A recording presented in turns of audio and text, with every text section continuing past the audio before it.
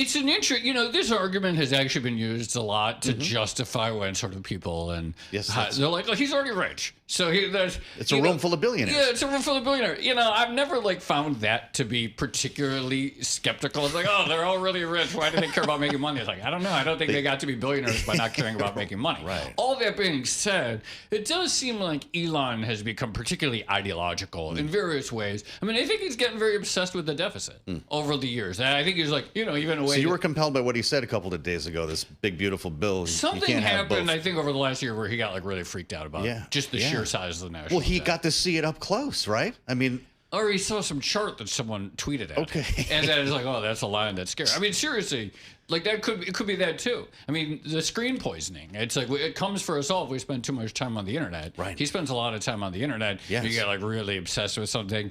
Various things seem to have happened in his life that have put him into an more ideological posture than maybe he once was when he was just a guy building a business and trying to figure out ways to work with or work around the federal government.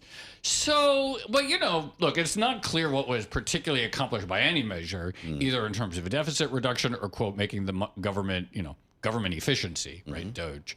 So I don't know if he feels as though he has accomplished anything or his Doge has accomplished anything, but at least, like he said in that interview recently, I guess it was with CBS, certainly on the deficit side, he's disappointed. Mm-hmm.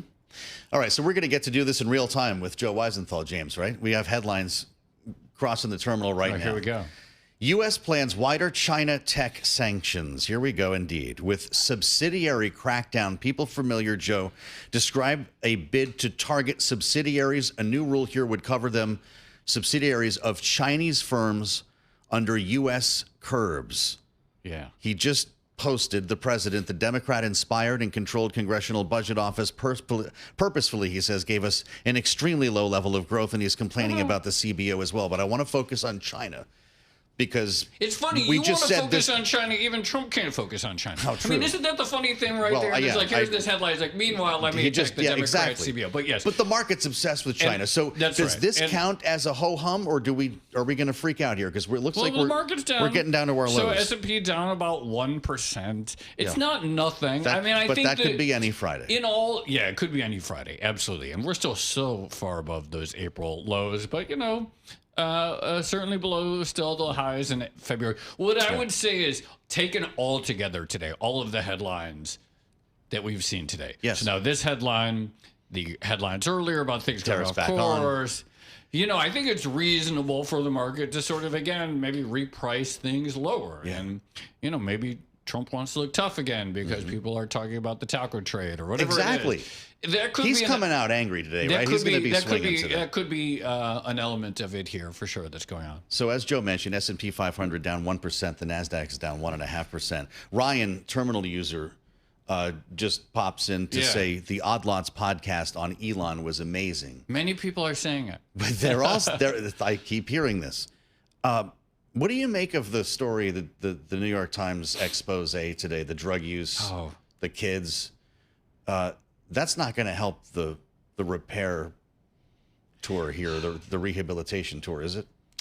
No, I mean, look, the guy's got a lot on his plate, and I'm not surprised if his personal life is a mess. Yeah. Right? Okay. Right? I mean, I don't know. Should an investor care? A lot of people have speculated all these things for a long time. I know, about, theories about him. You're still fascinated by him, though, right? Ooh.